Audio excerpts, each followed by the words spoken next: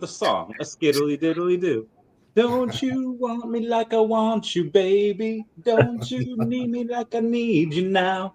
Hey everyone, how's it going? It is I, the real Randy Chavez, coming at you today with an amazing podcast, number 224, with the Mudo team on DNA, crypto, epigenetics, and more. They're at the cutting edge of epigenetics testing, being able to see what you're deficient in, what minerals and vitamins that you need, maybe have a test for cancer, what your age is like, what your face is like, what if you're dehydrated, not dehydrated. Everyone say hello to Dashi. Hello, Dashi. Commenting, liking, and subscribing. It's a free way to help support the channel. Non-free ways are Patreon, especially that super thanks button down below. Let's get this bread. How you guys doing? Yeah, good, Randy. Thanks for having us on. Doing great, thanks. This is fun. Matt Larby sounding like God over there. If anyone's ever seen Honey, I Shrunk the Kids?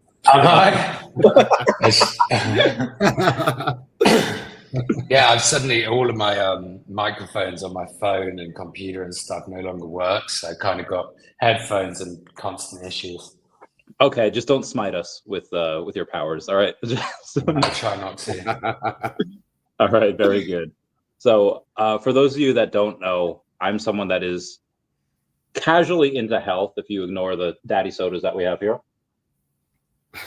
Back in the day, from boxing, I never drank until I was in my 20s, until I got into the military. Military was another range of health. And now from going on, I have a plethora of supplements upstairs, from fish oil to magnesium to folic acid to vitamin D, vitamin K2, and more. I'm very much into this. I'm very much into taking the health quiz. Your guys' facial recognition system said that I look 34, which is great because I'm almost 34, so that's pretty on there. And I realized I look very old with the beard.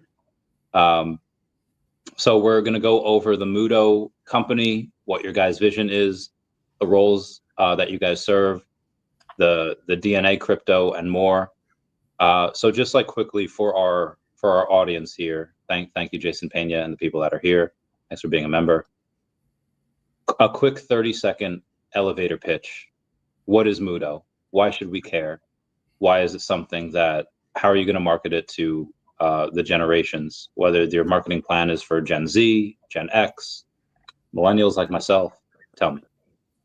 Yeah, I mean, that's almost impossible, Randy, to do in 30 seconds. So I'm gonna hate you for the first question. But basically what we're building is a hyper-personalized health and wellness ecosystem on a blockchain.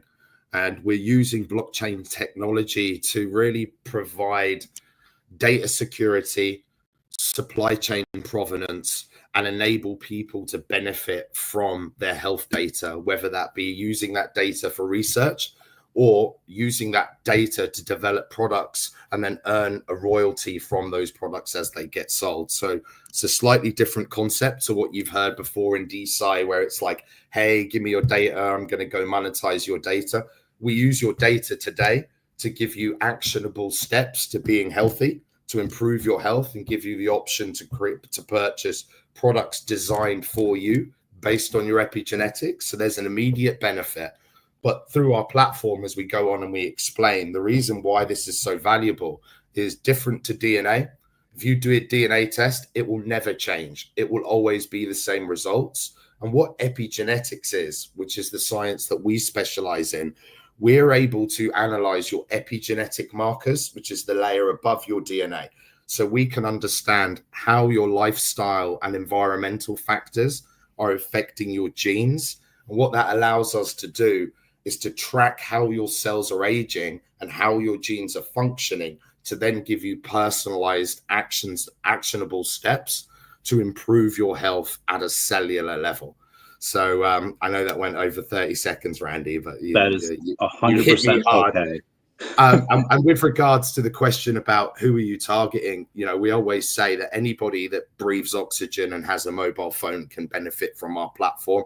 We're dealing with health and wellness. It's borderless, it's ageless, it affects everyone.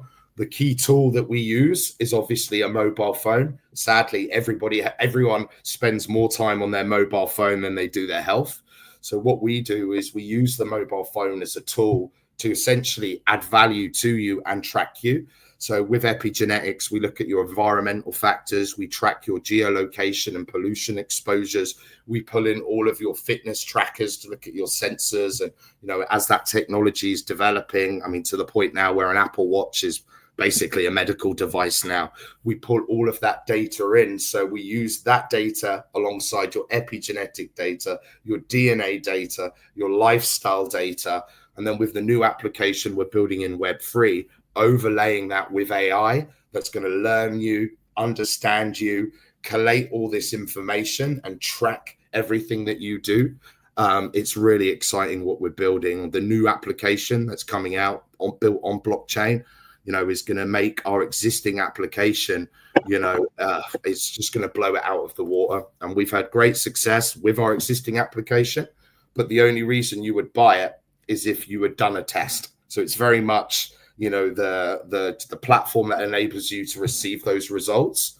The new platform is going to be much more engaging. There's going to be loads of free features, loads of reasons for people to use the app without necessarily having to buy a test. But ultimately, to get the real benefit from our platform, having a test would enable you to then receive those results. So Gen Z, Gen D, Gen A, Gen B, whichever Gen you want to talk about, you know, it's available to everyone. But I think Gen Z was an interesting topic because it's the first young generation that doesn't want to go and get drunk in the park, and they're very, very health conscious and very awake to kind of healthcare and the kind of contradictions in modern healthcare. So it's a great market for us, but we exclude no one. The idea is to make, and I can explain more about that as we go, because otherwise I'm just going to start hitting, I'm going to take over the call, but we're using our technology to create platforms for niches, for targeted groups with specific use cases. Epigenetics has so much potential. To stick it in one box would be such a waste. But we can go into that as we go through the podcast. I like Gen Z and their rebellious nature. They are more rebellious than they are hooked on electronics, whereas a lot of like my generation, maybe like younger millennials, not really my generation, they're like, oh, okay, mom and dad, I'll do what you want as long as I can get my phone. But Gen Z are like, they're ditching technology. They're ditching their phones because they know their parents can track them. So they leave their phones at home. They ride bikes with someone. It's really cool. Like, get them. So you were talking about like, this is what you specialize in. Like, this is what you do. Yeah. I was just watching some clips of Breaking Bad with a friend, and such a great series. And in that series, Walter White cooks up methamphetamine, or meth, to like a 99.5% accuracy rate. He's really good at it. And epigenetics, like any type of testing, whether it's ancestry DNA, like DNA, you have different things with Illumina. A lot of these tests are like anywhere between like 95 and 98% accuracy. Yeah. What are yours? What is your accuracy rate, and how accurate is it? Contingent on the person? Like, okay, Caucasians will have like a 99% accuracy rate, whereas South Americans will have like a 95. Can you give us a little bit more info on that? Yeah, I mean, so there are a lot of different genetic testing platforms out there, mainly that do DNA. There's only a few companies in the world that do epigenetics. And we had our platform. There was an independent study done by Manchester University, nothing to do with us. They looked at 700 and, if I get these last two numbers wrong, 83 or 38 health apps, genetic testing platforms. We came first, second, fourth, and seventh out of those, because we actually do white labels. So we've built over 40 health apps over the years for different partners that use our epigenetics platform. So actually, when they did this review, out of the top 10, we got 4 spaces. So in terms of science and pedigree, we're very, very much in there. We've done research with companies like Nestle. We've done research companies like Fagron Pharma, Mercer Marsh, because corporate services provider in the world, they use our platform. We've worked with health insurance companies and some of the top universities in the world. We've done several studies with the University of Singapore. We've published papers. So it's a hard question to answer, because 99.9%, accuracy rate, I guess, is the wrong is the wrong, we interpret the methylation markers, we interpret the data to give you those outcomes. And, as far as the industry is accepted, our biological clocks are miles ahead of everyone else, which is why these big billion-dollar companies use us. A lot of our business gets referred from the universities where we started doing research and doing studies. We've published a paper into a certain supplement that we were researching, and off the back of that, a multi-billion-dollar company bought that company. So we know what we've proven out, Randy, over the last 8 years. And this is why DeSci is quite an interesting space. When you look at DeSci as a whole, people are like, it's so underdeveloped because in crypto, people are looking for unicorns, right? They're looking for that when Lambo, how am I going to go to the moon? And with DeSci, you've almost got to wait 5 to 10 years to actually prove the science before you have a product. We've proven our science. We already have the products already designed. So we're right at we're at that commercialization stage of the business. We're taking all of this technology, all of this research, and creating products and services that allow us to do that. So I know it's kind of didn't answer your question in terms of accuracy, but it's almost, it's open to interpretation. There's no academic standard that says this is 99.9%. However, we'll give John as an example. When we first hooked up with John, he had just done a blood test with John. Maybe you want to tell this story because it's quite interesting. Yeah, like I coming from like the Web3 world, is skeptical of everything, questioning everything that goes on, what's happening, and especially around your health, right? So I was going through this journey. I bought my Whoop device. I tried my iWatch for years. I was like, I can't quite get over this like fatigue, right? I didn't know whether it was me sitting on my laptop till 3 o'clock in the morning every day looking at different cryptos and stuff, but something wasn't right. So I come across Mudo when I was doing some research and speaking to some friends and got introduced, and I was like, man, this sounds like too good to be true, that I can go and spit in a tube. I can get, over 10,000 markers looked at, everything from my diet to my sleeping pattern, what type of muscles I've got, find out exactly what I should be doing. Because previously, I guess I was like everyone else. I'd go into Amazon or the local pharmacy, buy a bottle of multivitamins and think, great, this is going to make me feel better, or wake up with a hangover and take a Bravoca or whatever it's called and expect the vitamin C to revive me. And I was like, right, I'm going to go and do the test, but at the same time, I'm going to go and do a blood test, right, to find out exactly what I'm deficient in, what I'm missing. Blood test comes back and they're like, yo, you've got a major deficiency in vitamin B12, vitamin D, probably sitting inside all the time. But that was where the advice stopped, right? It was like, go to the pharmacy, get some supplements, see if you feel better. So at the same time as doing the Mudo test, it come back being right, you're genetically deficient in this. So taking 1,000 milligrams, the recommended daily allowance, which is for the world, the full population, saying this is what you should have, didn't make sense for me. It didn't even touch the sides. For which mineral is this, or which? It was vitamin B12, the okay, one that I'm speaking about specifically. And I was like, all right, cool. So I need 5 to 6 times as much as that. I could only process a methylated version of it. I needed folate to actually activate those cells and stuff. No. So all the time before, you're just kind of chucking stuff in your body, looking for a pretty bottle or the cheapest price, throwing it in and expecting it to work. So without that insight that I was getting through the Mudo app to say, actually, this is the reason. This is the reason why this isn't working for you. It wouldn't have happened, right? So I'm still sitting here with a ton of different vitamins and a ton of different supplements, but I know that I'm starting to kind of build those blocks to a healthier lifestyle, feeling better, making sure I'm putting the right things in my body, because the whole space of supplements and stuff is so confusing for the average person, including me, right? The science guys at Mudo are fantastic at explaining it. The app's fantastic at saying you need this type over this type. But for the average Joe, you just want to be told, go and take this miracle pill and you're going to feel better. But getting the insights, finding out what you're deficient in, it just unlocks everything. And, from your genomic level, from your sleep to your wellness, like everything can be unlocked and everything can be tracked back to your epigenetics and your DNA. So that's something I do want to get into.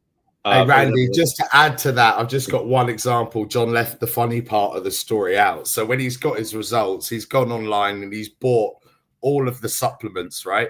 He's bought all of these supplements and he's called me up about 2 hours later, vomiting in the toilet because he had opened up all the packet, took all the supplements at the same time and vomited them out. And I just think it's worth, not to embarrass you, John, but I think it's worth mentioning because a lot of these multivitamins and a lot of these products, you know, they're recommended daily doses. That isn't, you know, some of it's too much, some of it's too little. And if you shock your body like that, it's going to make you throw up. You know, for us, it's about hyper personalizing everything. Eventually, that's where we're going to get to, where every single person's formulation will be unique to them. And the idea is to encourage repeat testing so that those formulations can always be optimized. And we can see, because like John said, you start that journey, you start fixing different bits. We can always amend that formulation through repeat testing, which is why we're trying to make it affordable to everyone so that it becomes a byproduct of taking supplements rather than this big prohibitive cost that puts people off starting their journey. So that is one of the things I wanted to get into, because if we take it back to Pokemon, because this is what I know, if you have let's say a Gyarados that's super high like in attack but pretty low in special attack, you don't want to give the Gyarados like any kind of calcium or zinc that'll raise its special attack, because it's kind of a moot point. You're not going to use special attacks for Gyarados. You want to give it protein to up its attack. It's all, lean into the thing that you're really good at. In that same breath, if you give like a Peruvian like myself, like a Mediterranean diet, because maybe you want some EPA and DHA, like some omega-3 fatty acids, it's most commonly found in fish, or at least fatty fish, it's going to be like, okay, but maybe the Mediterranean diet would be better for people born in like Greece, born in the Mediterraneans. So my question is, there's so many different, even in, I know B12 is dirt cheap, so there's really not anything that you're going to, if anyone needs B12, that's fine. That's really cheap and easy. But the difference between certain minerals, like, for example, I have magnesium upstairs, and there's a bunch of different ones. There's magnesium citrate, there's malate, glycinate, taurate. And because they're all roughly the same in their bioavailability, it can get hard to know which one to use. So like for glycinate, that's the one that I take because it's a form of glycine, which is it's an inhibitory neurotransmitter. But can your epigenetics test tell the difference? Like, hey, you don't just need magnesium, you need magnesium citrate because of X, Y, and Z, or sorry. And it looks at all of those methylation cells, right? It looks at everything. It finds out. It tracks and says, right, taking methylfolate as opposed to, another version of it. This is why this one won't work, right? Or this is what you need to do to unlock that. So all of the results that you get are backed up with independent peer papers, right? So there's information there that's been reviewed and independently tested. So it's not just us going, this is why this works. Here's the scientific evidence behind that. If you want to read it, they're pretty long and boring, but here's just the answer as well, right? Here's the guy that too long didn't read the TLDR. This is what you need. This is what you need to do to take the next step. Just on that point as well, our existing application, the kind of Web 2 platform, the only reason like you would have it is if you had done that test. So that there's a lot of information, and the way the information is laid out, like John said, you've got 5 peer-reviewed white papers for each recommendation that we give. There's nothing in the application that we don't back up with proven science. But with the new application, one of the things that's quite overwhelming for people is that there's so much information that we can give you. So with the new AI, it will coach you through it. You'll be able to interact with it. It will explain it and simplify it for you. And the idea is eventually for this AI coach to learn and understand you as you go on this journey with us, and be able to kind of cross-reference old results with new results, and really kind of make it super easy and comfortable for people to go on this journey, because it is quite complicated information. Like John said, I mean, you could literally get lost for days if you wanted to go and read these white papers and do things like that. So having an AI to make it really interactive and cool and fun is the next step up for us. we're super excited about that. We're actually working with a group out of the UK called Scheme, they've built 16 functioning AIs for healthcare. They've won millions in grants from like the European Union, the government. They work out Oxford University, premier people in health tech AI. So we've got high pedigree and a really, really cool product coming with these guys. So what would you do for and this is like an anomaly that I'm sure maybe has happened in history, but let's say you have somebody that has had some type of TBI or like a traumatic brain injury that like, hey, they have to relearn how to walk. They have to relearn how to basically that they have a lack of neurotransmitters that they can't have the electrical signals be fired across the synapses. And because of that, they don't have a ton of action potential. And then they say, like, okay, we need to actually get more of these action potentials, such as like, the synapses firing across like neurons or cells. But then they're also deficient in magnesium, which you need for just like damaged cells. And like we're talking any type of mental agility or any type of mental cognitive functions are needed for that, because magnesium is the one that helps repair damaged DNA and damaged cells. But that also, again, is that inhibitory neurotransmitter. What if one thing affects the other? What do you guys prioritize? Do you guys go and say like, okay, well, they're going to need a certain amount of neurons being fired because of X, Y, and Z, because of their traumatic brain injury, but also they're older and they need that magnesium in order to go in and to repair their damaged cells? Which one do you guys prioritize? I think actually with epigenetics, a lot of the time that there's a goal-based thing. So it's a combination of like, hey, this is my genetic signature. This is how my epigenetics look like at this given time. These are, okay, what is my goal? I want to increase my endurance. I want to, get my breathing back or whatever. So you would make certain types of actions on your day-to-day, which could be like, hey, based on your sort of epigenetics and genetic signatures, we can see that you have these issues. You should to move towards those issues. I think obviously in your specific example, which is somewhat niche. Very niche, yeah. Yeah, I mean, that's a tough one because it's kind of like rather niche.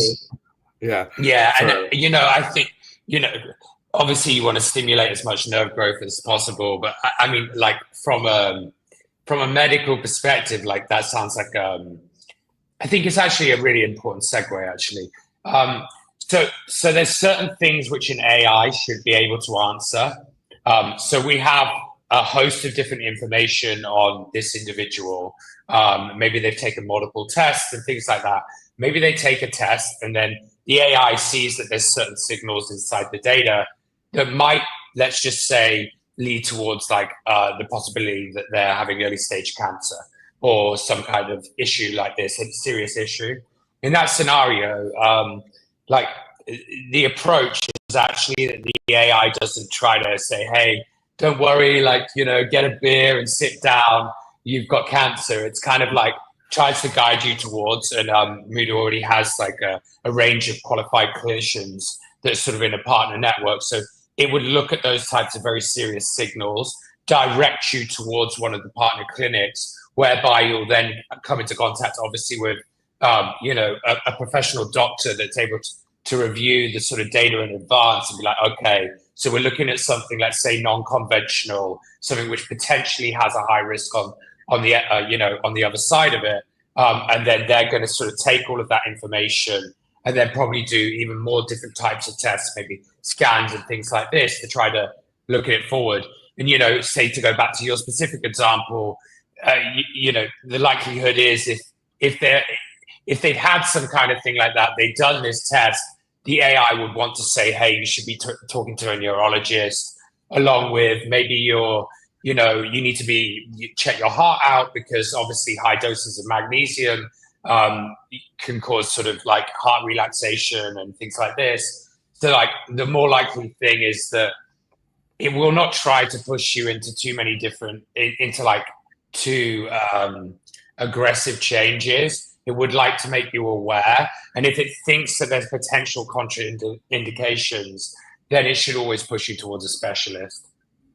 Just to add to that, Randy, we've built a clinical platform, exactly what Matt was just explaining to you. So we have a consumer application, but we also have a clinical platform that has a hell of a lot more information than what we give out in the application. And to Matthew's point, you know, it's ethically not correct. You can't put out a push notification, hey, Randy, you've got cancer. That's not responsible. So with our clinical platforms used by over 350 hospitals and clinics and worldwide now, you know, so we've got that platform already built. And the aim is on the application is to stay on the side of prevention, right? We're not trying to be at this stage a diagnostic app, because then you would have to be a fully fledged medical device. And the way that the laws are changing, we're actually already at level 1 now, medical device, and we will eventually move into being a full medical device.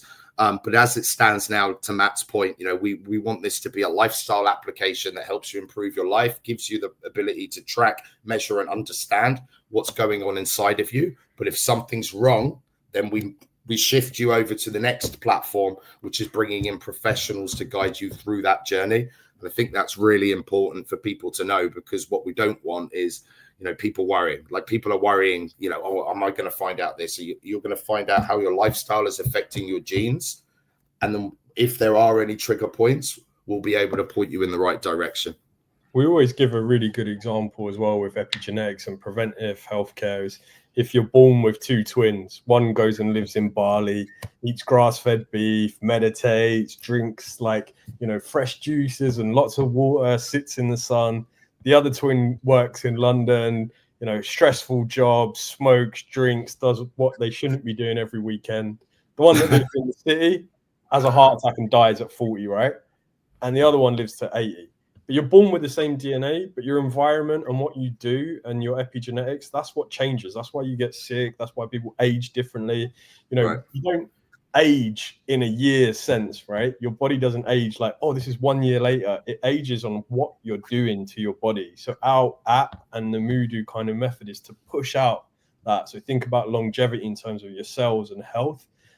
So we want to kind of be on the preventative side, make sure people are taking the steps to push out any of these bad markers that could come along, give you the advice to not get sick in the first place. That's what we can identify, and that's what we can help from a consumer point of view. From the minute they take that test, they get the information to start pushing out those markers. And just to expand on that as well, we've got onset clocks now. So we've done the whole biological versus chronological age, epigenetic clocks. We've done that for years. And what we've done now is we've actually pulled out those disease markers. And what we can do is we can tell you, based on your lifestyle and your epigenetics, when you're going to start having problems. So we're going to separate this out. This is all for the new platform. So to be able to say, Randy, based on your lifestyle, you're going to start having heart problems at this, unless you do this, this, this. And then we show you how to remove the, slow down the clock. And that's what the kind of gamification and making it more interactive, or, you know, so people can actually see and measure it. I think that's really important, because once you start to see results, you start to feel them more, and it motivates you. And people, you know, once that's how these journeys start. You know, you've got to show as much progress as possible to people in a way that they can feel and quantify, so that they're encouraged to keep going on that journey. But for us also, you know, this ecosystem, the ecosystem that we're building, it's all about rewarding people for being healthy and, you know, for participating on that journey. And that's why we're using crypto and Web3 as a layer to incentivize people to go on that journey and help make this kind of healthcare affordable to everyone.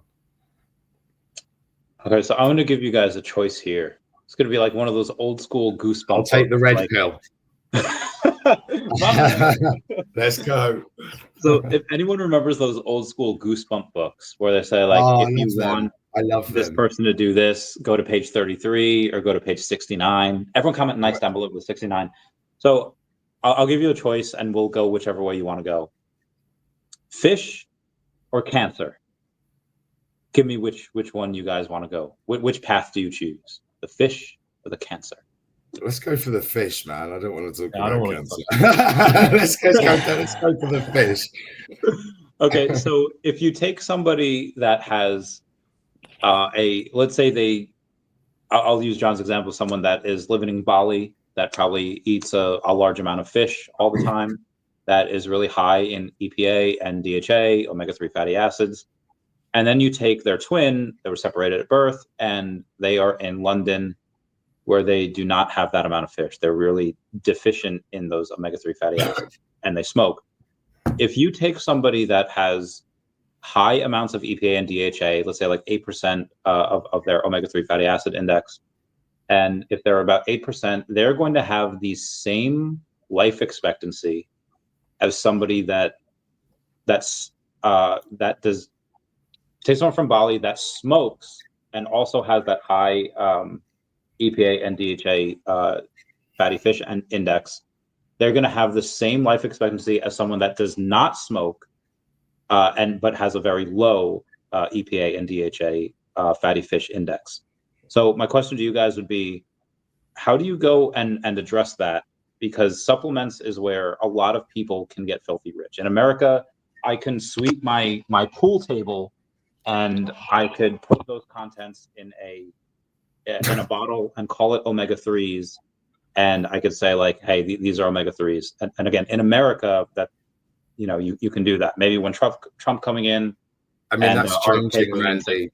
RFK saying, no, you can't do that. I don't think they're going to be getting away with that. The FDA are actually coming in on the supplements market now as well. So tell me how you guys able to make a claim without being able to back it up. Okay, so tell me how you guys are incentivized to take that person from Bali and say like, hey, just don't smoke, and then take that person from London and say like, you'll be okay.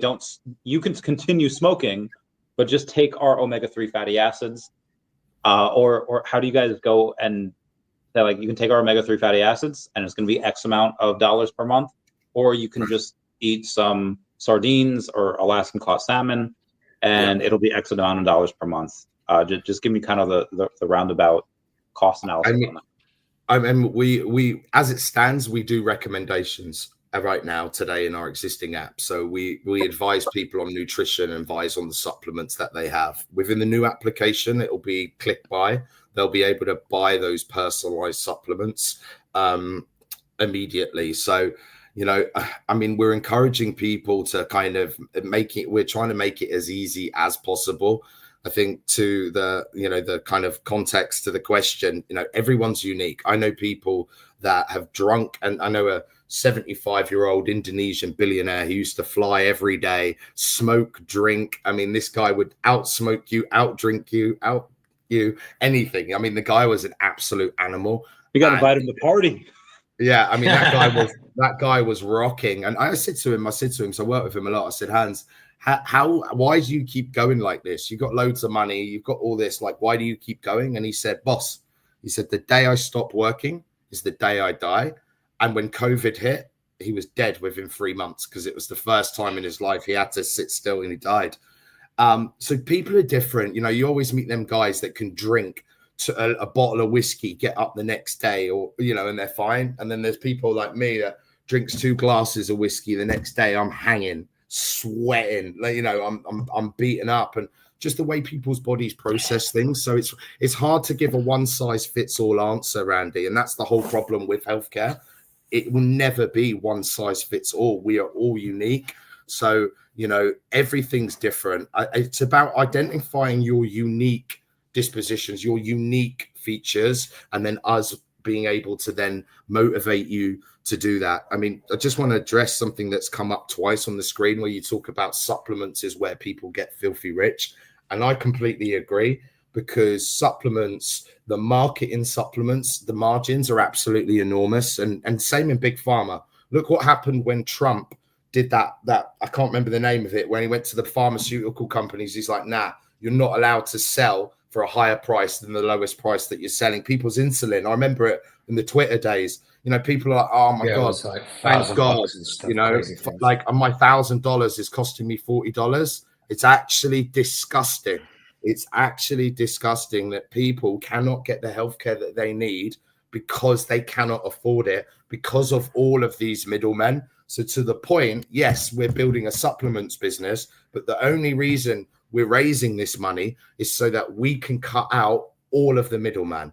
We're going to manufacture all of our products in-house. We're going to use blockchain to give you supply chain provenance. So no hidden ingredients, no toxic chemicals. You will know every ingredient in the product, where those ingredients came from, why those ingredients are there, and you'll have access to all of the certification and accreditation. So that level of transparency there, is something that we're all about. But getting back to it, the margins are so high. The way our business works and the way that we're creating value in this token ecosystem is we're using Web3 to create products and services to sell into Web2. And then what we do is there's a 30% rev share that goes through our DAO and is distributed to token holders. So by building this infrastructure now, building this physical infrastructure, we're going to cut everyone out.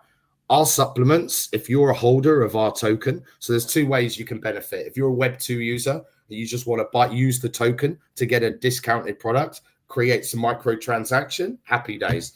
But if you're a token holder, nobody wants to be the dickhead that bought a $600 million pizza with Bitcoin, right? Nobody wants to be that guy, right?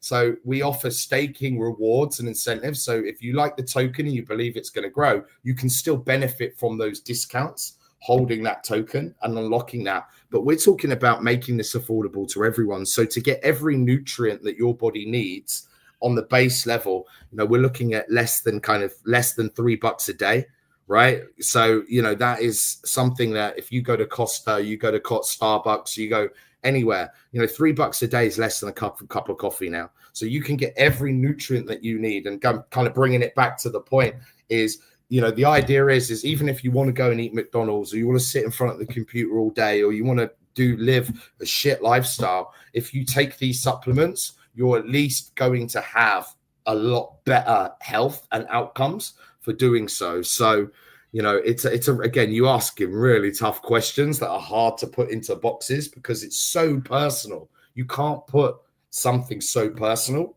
into a box, really. But as a generic overview, go on, Labs. I got 2 points on that as well. One, I think your initial question was kind of like, maybe the advice would be just stop smoking or something, or just eat this, get these omegas from some sardines. Everybody should stop smoking. Yeah, agreed.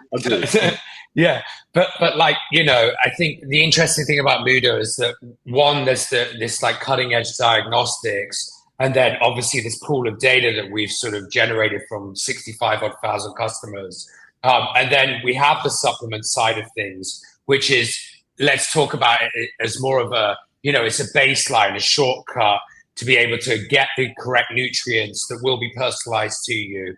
Because even when you said you catch get some wild caught Alaskan salmon or something like that. I mean, yeah, that's a nice enough option, but then obviously it's how is it transported? And let's say it's not something like that and it's kind of something that's grown. It's where was it grown? What was the soil that it was grown in? Was it close to a kind of a big ag kind of farm? There's a big difference between wild caught and farming. Everything's kind of there's actually a lot of inconsistency where it's I feel unfortunately, because we've destroyed the soil nutrients and things like this, degraded the our environmental ecosystem quite aggressively, you're seeing oranges and things like this have a fraction of the vitamin C that they used to, and then it's kind of everything is varied. So unfortunately, in modern day life, it does feel like we kind of need to have a pill that you sort of take, getting in that morning supplements, and then potentially also one that you take before bed. Because, you see other weird things where, for instance, a multivitamin is got a bunch of magnesium in it, but it's I shouldn't necessarily be taking magnesium in the morning. It's much more effective to take in the evening. So it's we need to kind of balance these things out.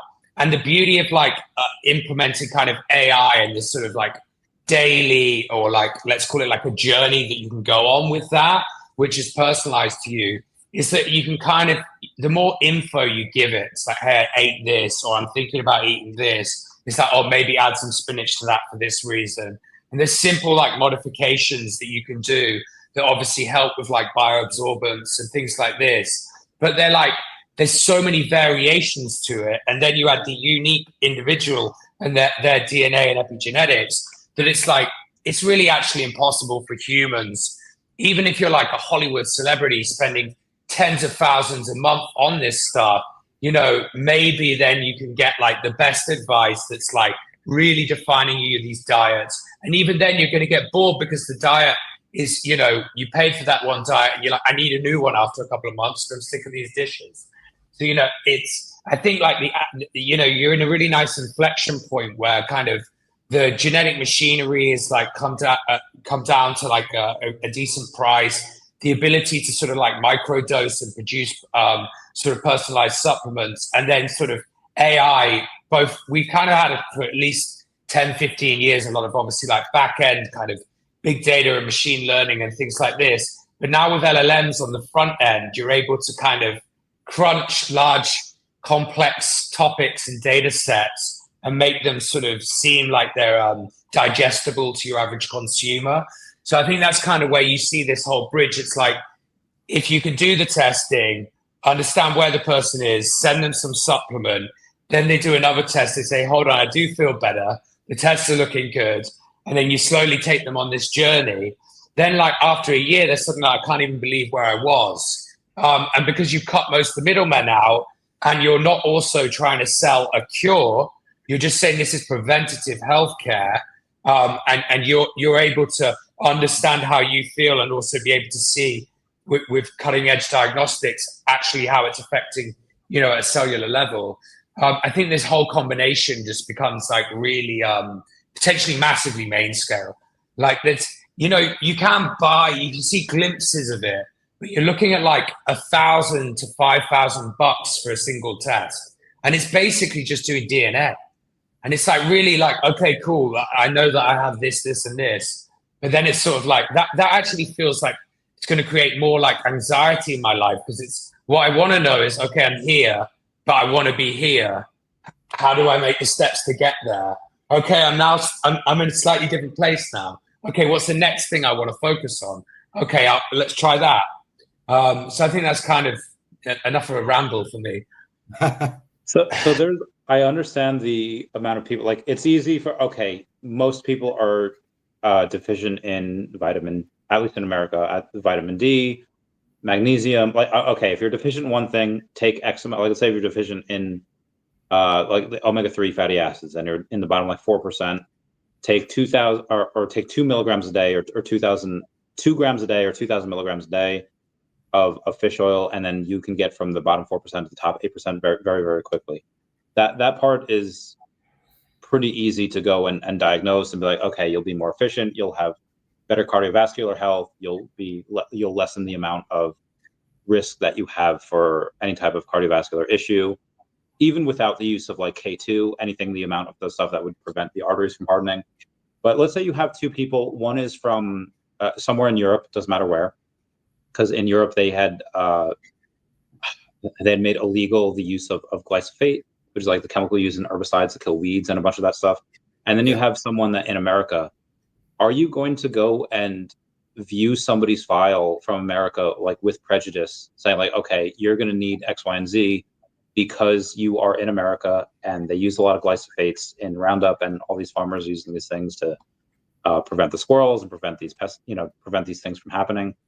Or are you, again, do you go and do that? Or do you go and say like, okay, we go super deep on an epigenetic basis and saying like, regardless of what is happening in your nurture, this is what your nature is, and this is more powerful? Yeah, it's the epigenetics. I mean, it's really hard to kind of pinpoint that because you could be buying food from a different state. You could live in one state and the food's coming in and the chemicals are there anyway. I mean, I think with RFK, the first thing he said was, we're going to ban fluoride, we're going to ban seed oils, and we're going to ban pesticides in the food. Guys, there's a reason why fertility rates are down around the world. There's a reason why male testosterone, people my age, have the testosterone levels of 70-year-olds in the 60s. Go look at pictures of people in the 30s, the 40s, 50s, and the 60s.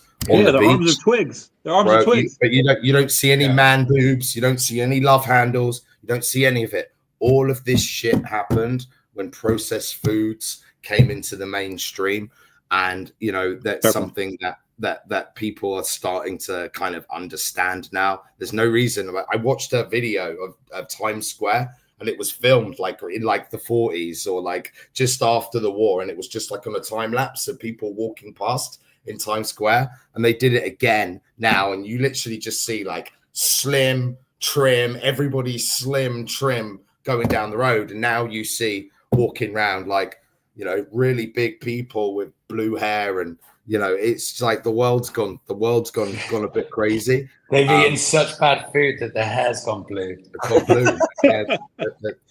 I'd say as well, like you've got to think that Mudo, we're tracking your epigenetics, we're tracking all your we're monitoring your geolocation. If you go on holiday, if you know, if it's the winter, your needs change because of what's going on. So it's not just one thing, right? You can go on holiday for a month and eat that fresh fish and do this and do that, and you can start building it up, right? And our app will say, do you know what, John, you've just arrived in Thailand, it's super sunny, you can reduce your vitamin D intake and stuff. So we're constantly monitoring that and giving feedback.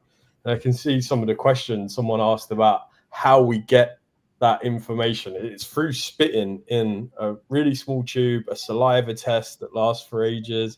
Exactly, you send it off, it comes back, so it's non-intrusive. And the data we gather from this per person is 2 terabytes of data per person, right? So there's a lot of information out there. We've already got over 65,000 customers information to compare it to. We've got all of these results in clinical trials that we're doing. And bringing this all on chain and being able to reward people for sharing that information is super important, right? We don't see that we're the owners of this data. We're the custodials of the data, and we want to help kind of bring the cost down of all these supplementations by offsetting that with commercial opportunities, with revenues from products that we're developing. So if you provide us that sample and we create and we use that information to help create these hyper-personalized supplements, you should be rewarded for that. We can't do this without you. And that's where the blockchain comes in, the token comes in for rewards and seamless transactions, and being able to support someone out in India, in London, in America, in Thailand with this token to pay their rewards and their dividends for helping us create a better world, essentially. Okay, so I have 1 or 2 more questions about just the product and how you guys go, and then we'll go into the tokenomics of DNA. We'll go into all the financials, and Matt will be able to talk for like 50 minutes without interruption, because we'll go through that. So one of the things I guess I'll go through is, so one of the preventatives for certain types of cancers are isothiocyanates, where you can get really from some vegetation, most specifically broccoli sprouts, that if you eat those, you get those isothiocyanates, which can prevent certain types of cancer. Yeah.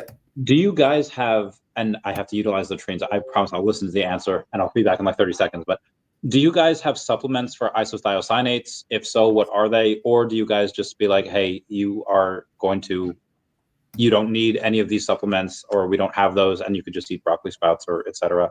How do you guys go through that? And yeah, let me know. It's an interesting example, because when I did my epigenetic test, it came back that I had a certain gene that was turned off that protected against the heart.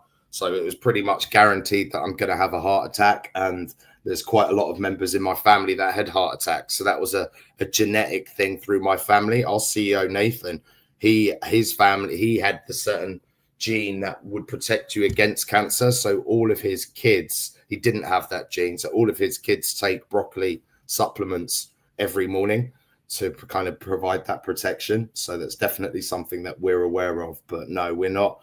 What we're trying to do is that kind of give you that baseline, so that no matter how you live your life, you're going to be getting better. And then as you go on that journey, what your specifics are, we can then offer you boosters to kind of tackle those individual issues. But the first range in products that we're going to be offering are going to be more lifestyle longevity supplements. initially, and then we'll be rolling out more products and services as we go along. And look, there was a question here from Zephaza. We don't do bloods, we do saliva. And just a quick question. Reason for that is bloods are great, but it's subcellular. So just because it's in your blood doesn't mean that your cells are absorbing it. So by looking at the saliva, we can look at your cellular absorption rates, and we can tweak that to what John said earlier. We can actually give you supplementation to open those cells up to be able to absorb those nutrients better. We did a study with the cannabis clinic, and they were looking at a number of people that were getting pain relief from a product, and then a number of people that weren't getting pain relief from the same product, and they couldn't understand why. We looked at the epigenetics of those clients that weren't getting pain relief, and every single one of them had a certain gene turned off, and just through some tweaks and supplementation, we were able to turn that off, and then they started getting pain relief from those products. So the power of epigenetics in personalizing not just nutrition and preventative, but also pharmacogenomics and things like that. In the US, eventually they're coming to the point where you'll have to do a pharmacogenomic test, because again, people are getting prescribed one size fits all pharmaceuticals, and it's the same problem as nutraceuticals, whether it's natural or chemical. Everybody is unique, and this is where the market is going, and this is where the future is. Hyper-personalization will be the only type of healthcare in the next 5 to 10 years, especially with the Trump administration. You see all he's talking about is prevention, and it's so logical. If you think about all of the money that's spent, billions and billions and billions that's spent on curing diseases, in our studies, we've seen that over 68% of medical interventions could have been avoided with early detection and lifestyle changes. So our platform's all about showing you, giving you the ability to see where you're at, track your progress, and if any problems do occur, you've got the best possible chance of the quickest opportunity to identify them early, so that you can then take it to the next level if you need to. But I'm telling you now, there's not a disease that this body can't heal if we give the body the right ingredients to be able to fight that disease. And the problem is we live our lives drinking shit, chemicals, constantly inflaming our body, autoimmune response, seed oils causing inflammation, your cells aren't absorbing nutrients, all of these different things. I don't want to go too much down the conspiracy theory rabbit hole, but a patient cured is a customer lost. And that is the problem with big pharma. That is the problem with profit-driven healthcare. We're trying to remove that. And we're saying to our people, look, come and join our ecosystem. And we're going to work together to drive these discoveries, to drive this movement. And, we've really created a win-win business model with our token project. And, the smarter people that really kind of, that we like doing these types of setups, Randy, because our project's quite hard to kind of articulate over just a deck, being able to actually to talk to you guys and things like that, so people can understand a little bit more about the mission. Because with our technology, we've got just to give you a bit of, as we're going to move into the tokenomics, I'll just give you a kind of bit of background. What we've done is we're essentially integrating our epigenetics and research platform with some really cool AI and blockchain technology to create an ecosystem in Web3 where the blockchain is used, as I say, to manage consents, rewards and loyalties, provide transparency to the platform. What we've built is an EVM layer 1. We're not trying to be the next Solana. This has been designed to add value to our existing customers and our B2B partners that want to use our research platform, that want to use our epigenetics testing, that want to take our supplements to their partners. So creating this ecosystem where businesses can share customers, share data, research and development, create products together, cross-sell each other's communities is super easy to do in blockchain. It removes that, hey, is this kind of going to screw me over and steal all of my customers kind of thing. It's a really great way to encourage collaboration. And then obviously from the consumer side of things, it's about building trust. We talked a lot on this podcast about the lack of trust and the lack of transparency. So for us, the natural step to build that trust and transparency is Web3 blockchain technology. Putting all of our ingredients on chain, giving you the option to control your data. You'll get a pop-up and it'll say, Randy, we are doing, Singapore University wants to do a study into those of Latin American origin that fit this demographic. You tick the box. Do you want to participate? Click yes, get paid, right? You have the option not to participate, or you have the option to participate. It's about giving people the choice to be able to do that. And like I said earlier, not only is research one aspect of it, but we use this data to create products. So if you're a member of our platform, you have the option where you can stake tokens and receive royalties from all of these different products and services that we sell. So initially we're talking about tests and we're talking about supplements as those initial platforms, but we have 6 consumer applications that will be building on our chain with real world products and services. So we're not building like a normal blockchain business, right? We're building a business on the blockchain. We're not under pressure to go and find meme coins or partners that don't make sense to the ecosystem. We've got a big enough product pipeline of products and products, and also partners that want to leverage our technology and bring these real world customers to the market. And to John's point, our first application that goes live on the chain, we're already halfway through building it. It's that hyper personalized all-in-one wellness platform with the AI coach, everything we've just talked about. But these other platforms, we've got massive, they're all game changers. I can go into detail, but the point I want to make is we've also got massive distribution. We've just had investment from a guy over in the US who built a $7 billion a year healthcare business in the US with over 40,000 employees. He's going to be helping us penetrate the US market, get through his network. We've got a guy out in Asia who is the COO of probably one of the biggest companies in Southeast Asia, but also is the chairman of telemed platforms with tens of millions of users, health data already there. And that data is static. By overlaying epigenetics, it creates so much value. So we're talking to these platforms that already have tons of customers. And the way that it works for a token investor or a token holder is 30%, like I say, of that revenue goes back on every transaction to the token. So that's 10% into the staking pool. So like 10% royalty on everything, right? Look at it to keep it simple, like what everyone understands. 10% into buyback and burn, and 10% goes into that flywheel to fund more products and more services. So if we get just when we get 100,000 subscribers, it's 80 just to the supplements. Forget all the other products, right? That's 84 million a year in revenue. So over 20 million a year going back into the token. So we see that as our sweet spot. And at that point, we don't care if it's a bull market or a bear market, because we're going to have enough. We're going to have a self-sustaining ecosystem that will be growing based on the growth of the platform, because there's very few projects in Web3 that ever get to revenue. Their businesses are charts.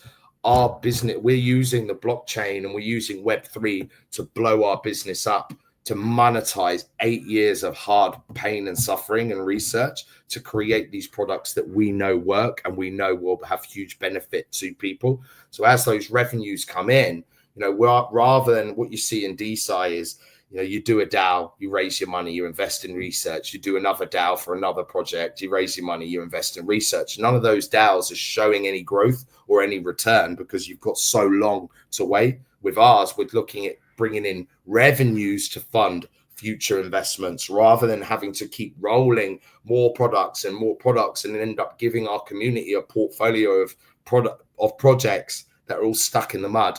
We can do it now. We can use this platform to create liquidity, to drive innovation, but also reward the people that are participating in the ecosystem. And it also then allows us, like I said before, to cut out all the middlemen. That's the most important thing. When you have middlemen that do nothing in the supply chain but it's completely wrong. And that's why $1,000 can be $440 with insulin. Then Biden comes back in and puts the price up. Imagine selling that to people like, hey, like this great thing that clearly works. We're just going to put the price up because we don't like the last guy. It's a messed up system. And I don't know if I rambled off there a little bit as well. But yeah, no, we're super passionate about this because, it's a noble cause. On the back end, we've got some amazing pedigree in academia. Some of the I know we're kind of the Web3 team here.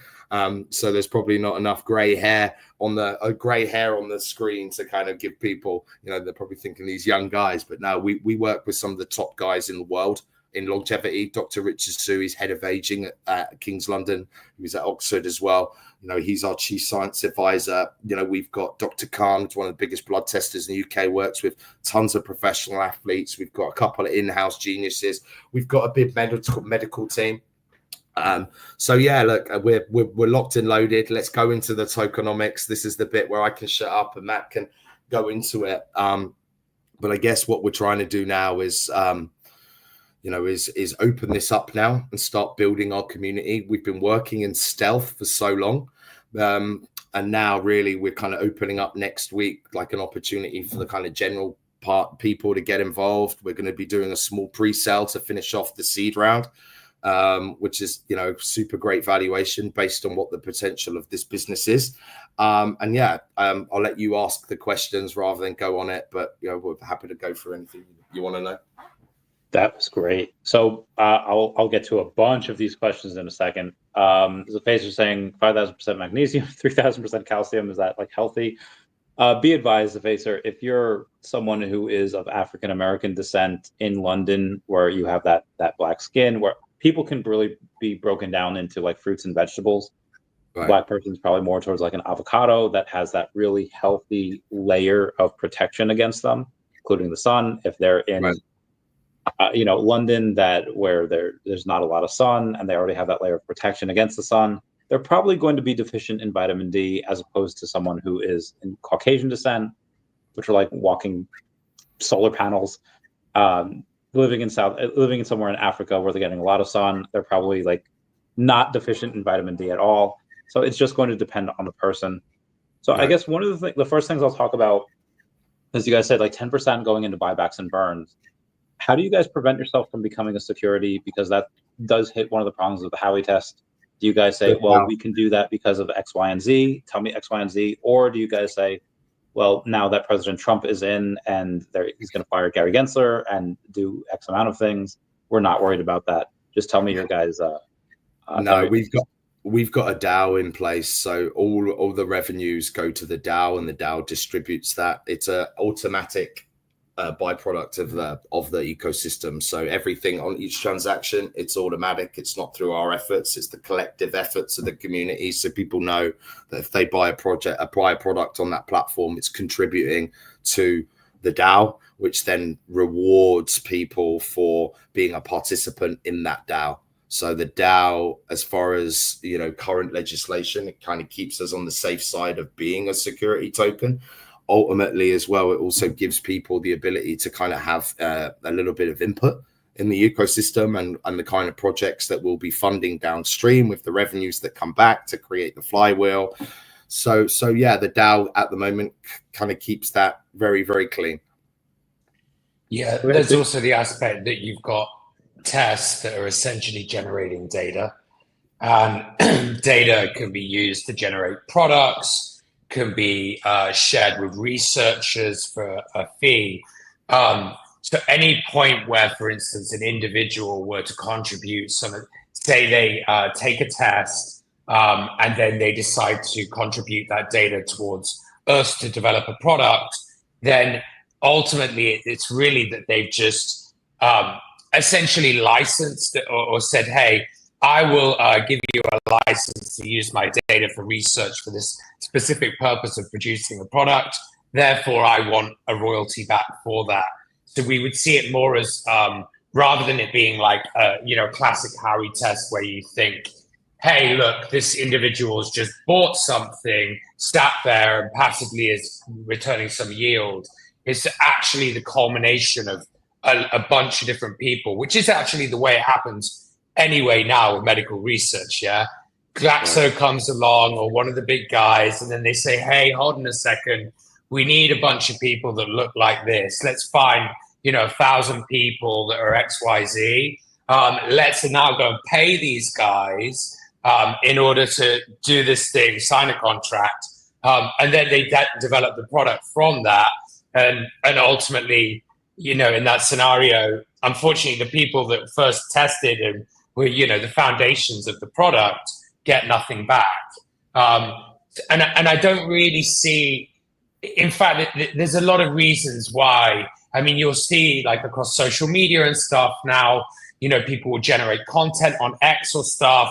They're putting some time into something, writing a post, and then it's being monetized, and then they're getting a cut of the money back, you know, from say adverts in the comments section. It doesn't mean that it's a security. Another thing that also that we've quite heavily discussed is that you'll find that large pharmaceutical companies or medical companies or just any organization wanting to do research often might look for data in these specific niche types of you know, geographies, races, different kind of you know, let's call it biological profiles. In that scenario, what we can do is we can essentially have like a pool where we would stake into that pool, and we then issue epigenetic tests to people which would fit that biological profile. So even if like I'm the individual, I want to stake my tokens, get some reward back, the way I'm going to do this is I'm going to put some money forward into a DAO, which is then going to go and try and get these tests to the right types of people. And then that person that takes those tests will both get a royalty if, you know, for, say a product was made, or let's say there was a one-off payment for the piece of research, they'll get a cut of that payment. And not only that individual will, but the other people that staked into the pool would, for essentially facilitating the, you know, the costs and the ability for these tests to be delivered to these valuable biological profiles.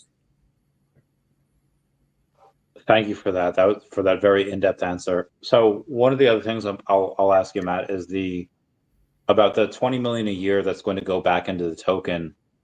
I know you guys mentioned you had 65,000 clients, but tell me, where does that revenue come from? Is it from those clients? Is it from seed funding? Tell me where that 20 million gets from, and how can you sustain that?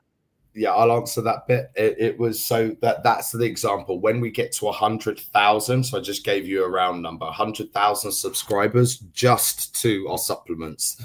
That's not anyone taking tests, any of the booster products. It's just a very, very clean and simple metric. That's the kind of bread and butter product that will hook them in. And then once we've got them in, they can then choose to buy, you know, points of interest, things that are more applicable to their personal interests. And we're going to be partnering with brands along the way to keep bringing more products into the ecosystem and stuff like that as well. But I just use that as one example because we've just had our first batch of supplements get delivered, which we're taste testing. So we're so close to going. That's going to be our kind of bread and butter. But yeah, 84 million, 100,000 subscribers is 84 million pounds a year. And obviously 30% off the top of that going into the token is a significant amount of money. You know, people say, how is that sustainable? We're cutting out the middleman, right? The community becomes the middleman, right? And what great way to build a brand where every time you sell a product, every single one of your customers benefits from it. It's never been done. And that's how we're going to create a community. We want to grow organically. We want to build a community, and we want to keep giving people the options that they can, you know, different products and different services that they're interested in. And we're going to do that a lot our own, but a lot through strategic partnerships as well. That is to answer your question, that's just one vertical basically, and there's a lot more coming. We'll talk about the middlemen and direct to consumer, but we do have a couple questions from the audience. Lackland 8 says, is there a crypto token related to this project, or will there be? And when is more info coming about it? So tell us about the DNA token that you guys have. Tell us how we can get it. Tell us what it's valued at. Tell us all about that DNA token. John, do you want to do the first bit and let I'll go into the tokenomics, because you're much smoother on the dApps and things like that. Yeah, for sure. So 1111, a significant number. We're going live with our pre-sale. So yeah, everyone will be able to kind of get involved in the Mudo ecosystem, Mudo Hub. So you can go over to MUHDOhub.com, check out our Twitter, Mudo Health, our Telegram's open.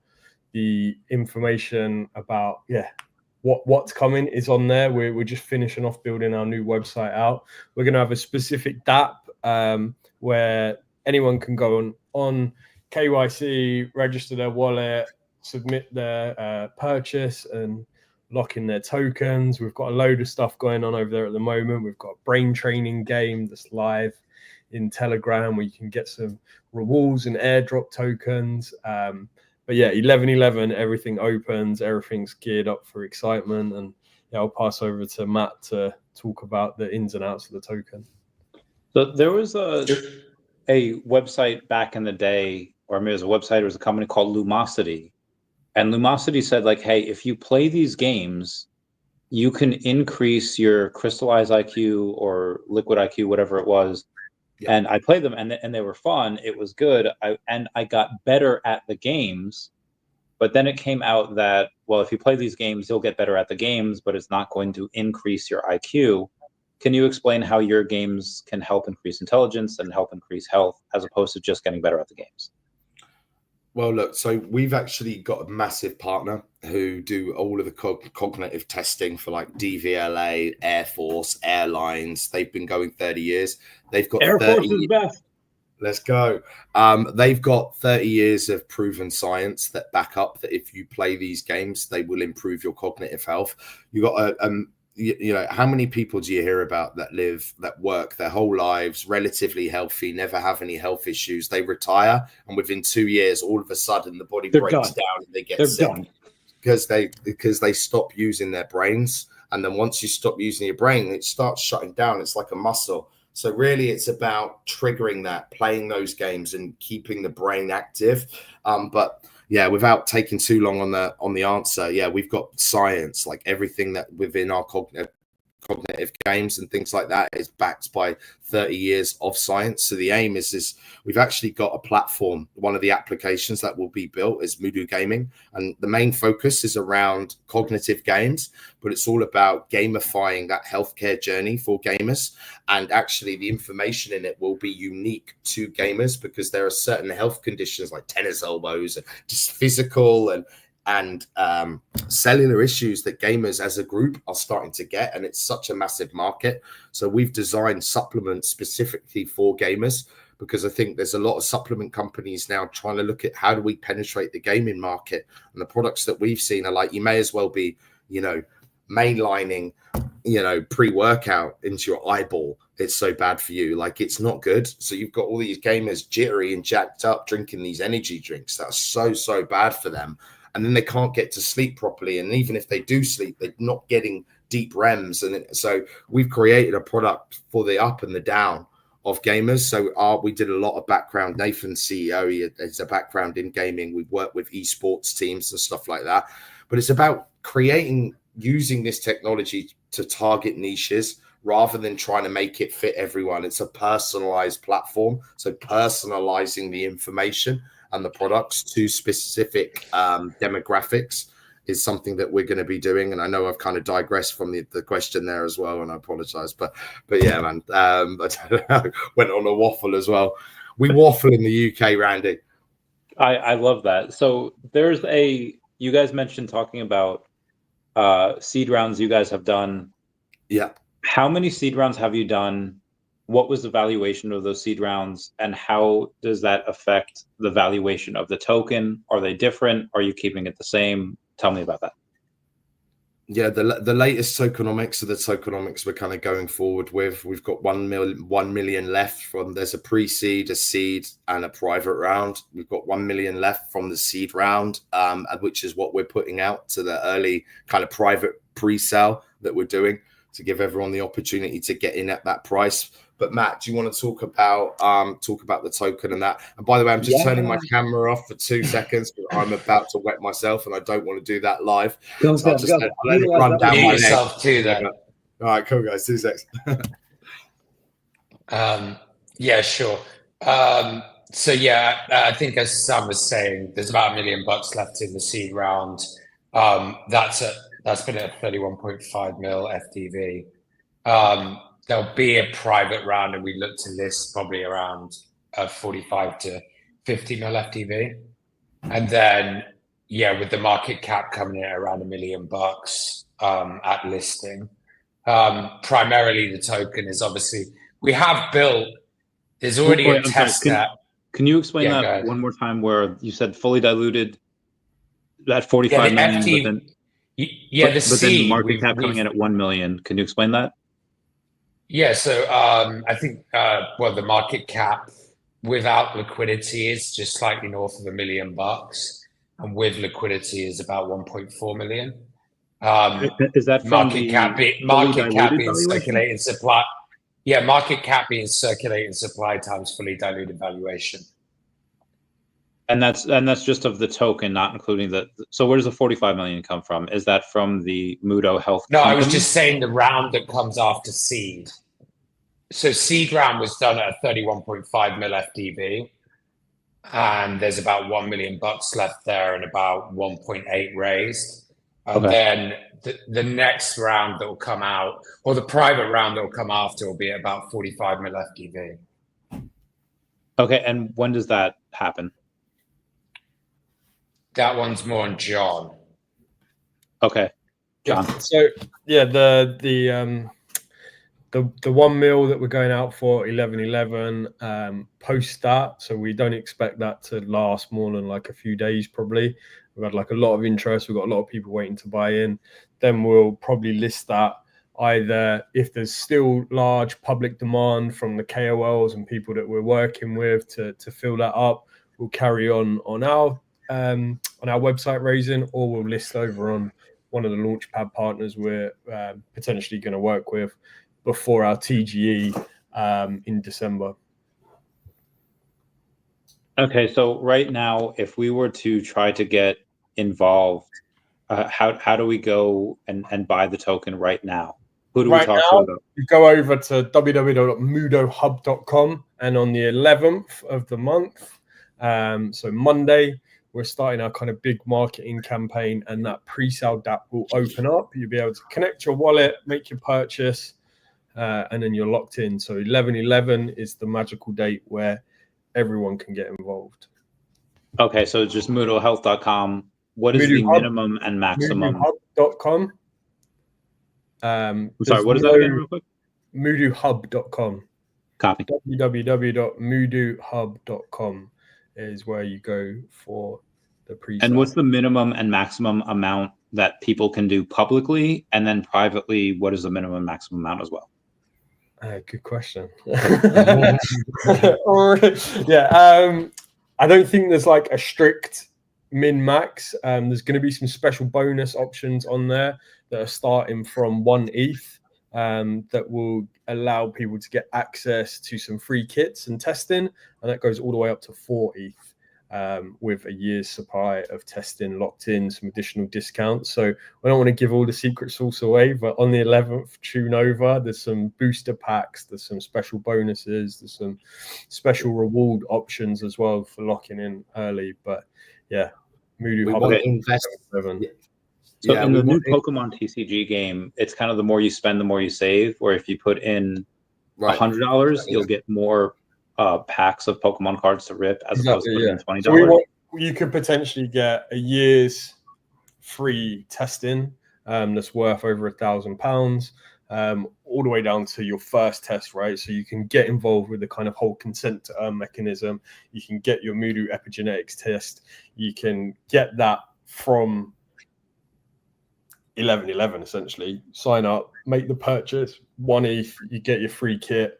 Comes to your door, you're getting that value locked in for free, and then you're kind of into the ecosystem, and you're able to kind of be a part of consent to earn and the Mudo Hub. Okay, so let's go through. Just to add to that, Randy, as well, for those pre-sale buyers, those 3 tiers come with lifetime discounts as well on the products. So we're trying to make these early adopters. We're doing this to build our community, so we want to add as much value to those early adopters and reward those guys that help us build that community up.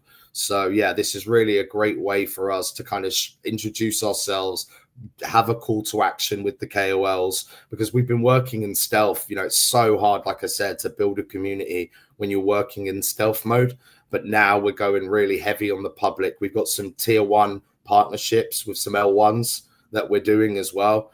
One of them on the supply chain side of things, which is a really, really nice partnership. We've got some more partnerships, more Web3 partnerships coming out over the next couple of weeks. We've got some Web2 partnerships. And what makes this really unique, I think, for Web3 people is that all of this activity in Web2 is driving the value for Web3. So if I'm a DJ and I'm sitting here thinking, brilliant, these guys are selling the best test at the best price. They're selling hyper-personalized products at a price that everyone can afford, where everybody else in the space is trying to service the 1%, the people that can't afford it. So we've got this mass market product that everybody can afford that adds value to everyone. And every time someone in Web2 buys a product, we're ringing the bell over here in Web3 saying, when Lambo, we just got paid. And that's really unique because both ecosystems support each other. It's two flywheels. You have the flywheel from Web3 that turns the flywheel in Web2 and so forth, so on and so forth. And I don't think many projects have nailed it like what we have in terms of a business model, but it's only because we have so much margin to play for. We're taking the view that as owners in this project and token holders, we've aligned our incentives with the token ecosystem. So we don't need, as owners or as founders, we don't need to be greedy over here because that's the only way we're going to make money. Actually, the idea is let's create as much volume over here so we can bring as much value back into the token so that we constantly have this treasury that enables us to keep funding and building this ecosystem. And that's so unique to Web3. And people always say, why do a token? It's like, that is the flywheel. Without the token, we can't create the flywheel. Without the flywheel, we can't create that long-term sustainable value for the investors. And that's kind of, we've really put a lot of thought in the model, and how we can do this and be sustainable and not just because rev shares can kill business. They can kill businesses, but in this, the kind of DAO sits as that layer above and it just collects those fees and then distributes those fees to the shareholders. Though not shareholders. We're like literally ready day one to start revenue.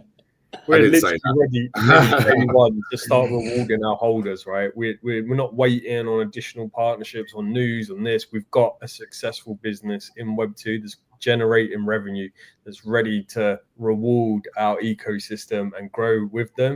And I think in Web3, everyone's like, oh my God, someone's partnered with AWS because they've signed a new server agreement and stuff, right? We've got massive real partnerships like your VV hat and Disney. Like we're on the same level as that. We're working with these billion-dollar brands, and Web3 is like not used to that, right? When we announce a partnership, it's going to be like, oh shit, like this is real. Like these are real people doing real things. We're going to show revenue straight away. So there's no waiting for months, pushing stuff out. We're already rolling. We're just ready to go live now, and we just super excited to build this community. And like Sam said, it's one for all and all for one. We're in it together with our holders. I like the Musketeers reference. All for one, one for all.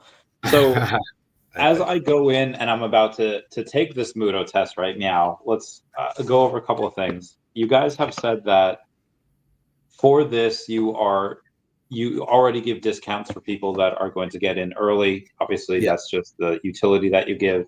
I like that you guys have gone on and said the earlier to get in, you get 1 ETH, 4 ETH, depending on how much you put in is how much you get. The more you spend, the more you save. We have that with Definity as well. Definity that also sponsors the channel, which you guys are mostly sponsoring the channel. Not 100% yet, but we'll get there. They go in, they say if you have like $200,000 worth of Definity tokens, you get discounts on their anomaly detector, you get discounts on X, Y, and Z. So for you guys, as I go in and I assume I gotta like Haktua and spit on this thing. When you guys go in and have utility for this token, how much tokens do you have to go in order to get free testing, free supplements?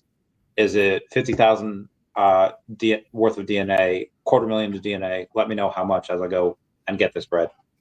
Yeah, I mean it's 1 ETH. 1 ETH gets you 1 free test, and then it's 2 ETH gets you, is it 2, and then 3 ETH, 4 ETH Oh, Randy, there's a little topper that goes in it so that the spit don't go everywhere in the pack. Well, it's a little too late now, so you're going to get a I whole just saw the hot tur go everywhere. Yeah. Well, also, Randy, I don't know if you read the instructions, but the best times to do it is, in the mornings when you're not drinking beer and whiskey. But well, it's a little late for that, so you're going to get what you're going to get. It's all right. Don't worry. We had one guy who brushed his teeth just before he did it, and he was worried the whole way through that the toothpaste was going to destroy his sample. But it came through okay.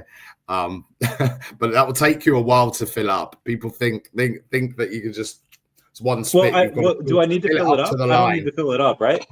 No, to the line. You need to get it. You need to get it to the line, because when these things get put in the machine, it's spun for like 72 hours to get that epigenetics.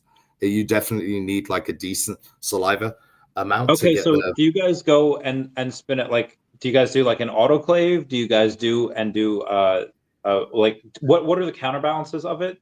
And then also outside. Yeah, sorry, you go.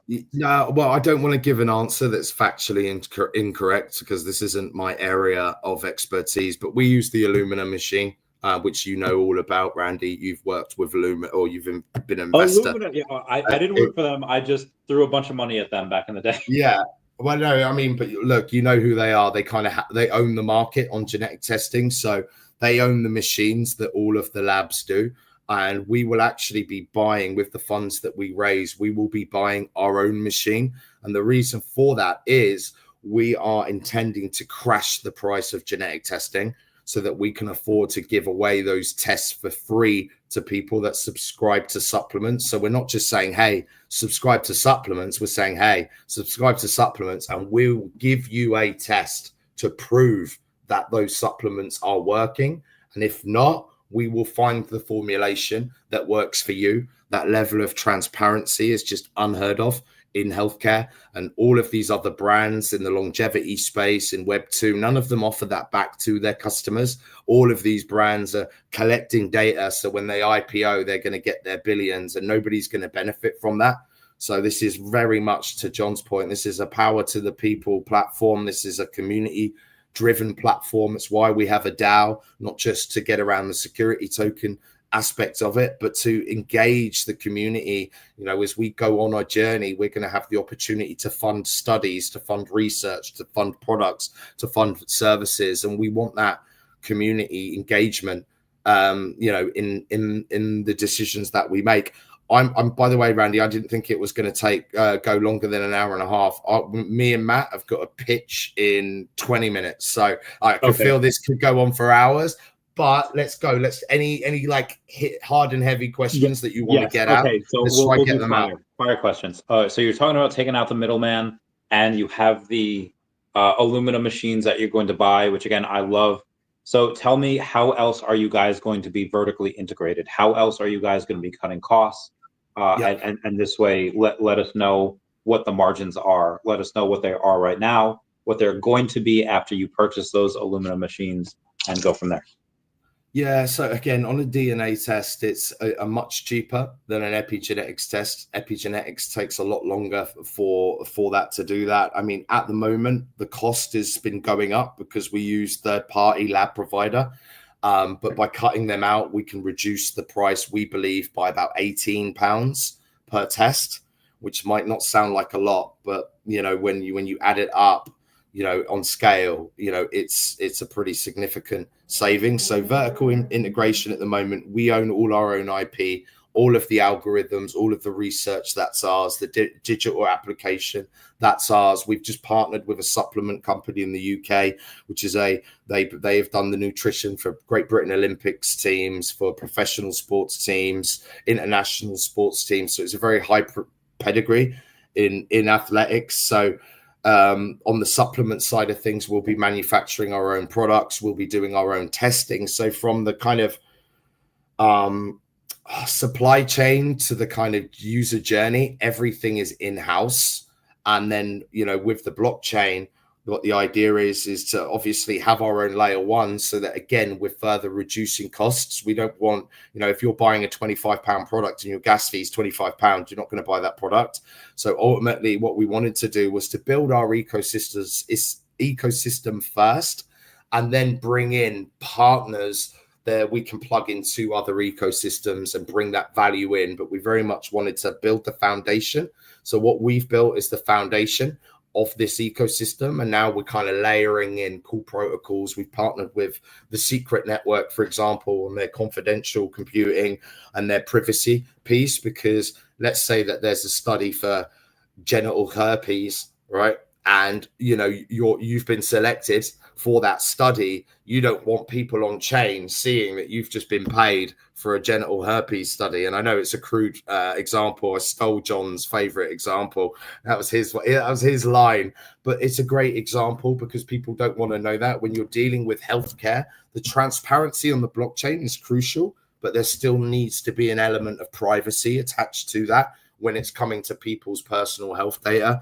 We've also partnered with the Zero Knowledge Network, who are part of the secret infrastructure, who are providing additional layers of security and privacy. So our initial partnerships have been about protecting building that security and that privacy aspect. We've got some deep in partnerships like Ash, and a few more that we're putting in place that provide infrastructure support to the ecosystem. But it's really about, for us, not trying to have too many gimmicks. Do you know what I mean? There's too many gimmicks in Web3. And like John said, hey, we just did a partnership with AWS, and really we just pay for some server space. It's not a real partnership.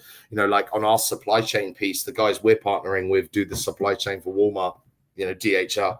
These are pretty big established platforms that have been in Web3 for as long as Web3's been around. So, we're partnering with the best technologies that we don't have. But ultimately, the core vertical is the epigenetic testing, is the product manufacturing, is the research hub, and the digital applications. And what we then do is we plug in partners that have those distribution networks to take those products out across their verticals, or their distribution channels, to then get those products into the hands of Web2 normal consumers to feed that value back into the Web3 platform, if that makes sense.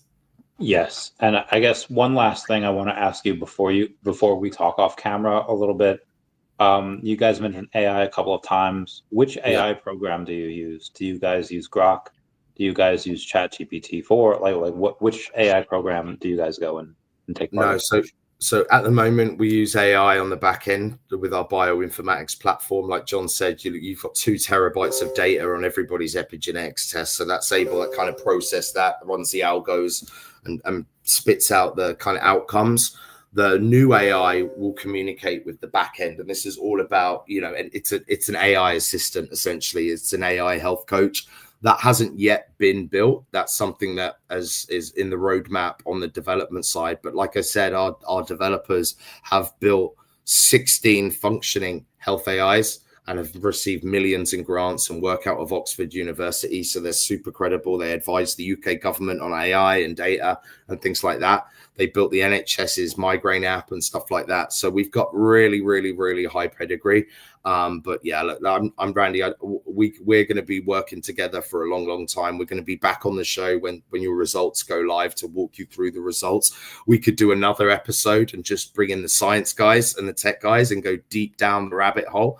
And I think this product is very much about educating people and taking them on a journey, not just the journey of the product, but educating them on the different aspects to it. And the AI is really there to kind of break down these really complex health assessments, guide you on the steps that you can take, hold you accountable on the steps you are taking, provide that tracking through repeat testing and consumer engagement. But also on the flip side, if you ever do get ill, right, you've got an AI that understands everything about your lifestyle and epigenetics for however long you've been going on that journey. So actually it's going to be hugely valuable to a medical professional. And I'll give you an example of one of the platforms that we're building that's so revolutionary that should get everybody excited. we're building a mother care platform that tracks the epigenetics of a pregnant woman throughout her pregnancy. Now, anyone that's had kids will know that a woman during her pregnancy, first of all, it's epigenetic eruptions going on inside of her because she's creating life. Secondly, that baby is sucking all the nutrients out of the mother's body. So supplementation is something that it's pregnant like a tapeworm.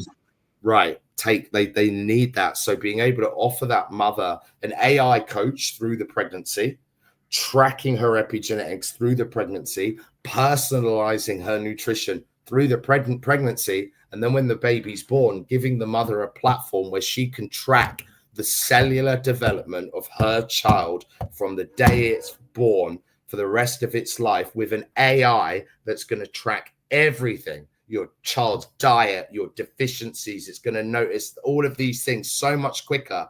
You know, that is there's not a pregnant woman in the world that won't want that platform. There's probably not a mother in the world that wouldn't want that platform, because what mother wouldn't want the power to be able to track their child's health? But not only that, now within the platform, they can buy products for their child that are personalized baby creams, vitamins in the baby foods. We will create products and services for all of these niches.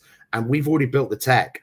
You know, we've got gaming, we've got cannabis, we've got general health and fitness, sports, we've got martial arts, we've got coaching, we've got all of these different platforms that are going to build on our chain, but they all leverage off our cool tech stack to create personalized products, to create this platform where people can track whatever hobby or activity that they're devoting their time to and really measure what's going on and seeing those results. And bringing AI into it just makes it super engaging, super fun, and gives people that long-term value as well, because AI remembers everything and can correlate and spot, like to what John said, it can spot things that you wouldn't even think of. An early identification of issues is the best chance you've got, if you do have health problems, of solving them, because the sooner you catch it, the better chance you've got in beating it. Naturally, you don't want to wait until you've got stage 4 cancer and it's you're scared by the doctors into taking chemo and things like that, because you think that's the only way you can go. I know people that have cured cancers with cannabis and have used holistic treatments and things like that. I'm not talking about just a generic case. This particular child, they wrote a book about him, A Boy in a Billion, and because he had the 2 rarest cancers in the world, and they put him in a hospice to die. And his mum's friend gave him some cannabis. The mum was really against it. The doctor described it as it rebooted his immune system overnight. The kid's that was 10 years ago. They wrote a book about him, and he is the reason why the UK have legalized medical cannabis, because his mum went crazy. She thought she was going to lose her child. They put him in a place to die, and one depository of cannabis oil restarted his immune system. Obviously, then they put him on it full time. I'm not saying one depository, but the change overnight almost for this guy was massive. And I don't think mainstream science will ever talk about that, because again, the chemo industry is $1 trillion industry that doctors still get commission on. Big problem in my eyes. Right? So yeah, we're all about the prevention, and we're all about the natural lifestyle, and how do we do things naturally and identify problems as early as possible. So obviously there is several hours worth of discussion that we still need to do. So you'll come back on. We'll go and expose the audience to this. Yes, my liver is going to be not good. My dilapidated liver, but my fan will be roasting me. So let's talk off camera for a little bit. I know you have to go, but I want to talk off camera for a little bit. Everyone say bye-bye to Dashi. Bye-bye, Dashi. Thank you guys so much for coming. No, it was really great. Yes, thank you. Again, we'll have you on multiple times.